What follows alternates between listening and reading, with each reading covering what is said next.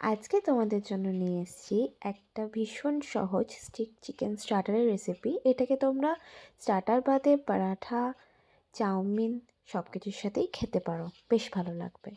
তো স্ক্রিনে দেওয়া ইনগ্রিডিয়েন্টসগুলো তোমরা দেখতেই পাচ্ছ।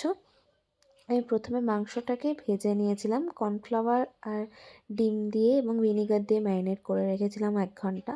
তারপর সেটা ভেজেছিলাম। মাথায় রাখতে হবে এখানে কোটিংটা খুব একটা ঠিক হবে না। তারপর কড়াইতে রিফাইন তেল গরম করে তাতে রসুন কুচি, আদা কুচি, ডুমো ডুমো কেটে রাখা পেঁয়াজ, স্প্রিং অনিয়ন অ্যান্ড তারপরে ক্যাপসিকাম দিয়ে ভালো করে ভেজে নিয়ে তাতে দিয়ে দিয়েছিলাম সয়া সস।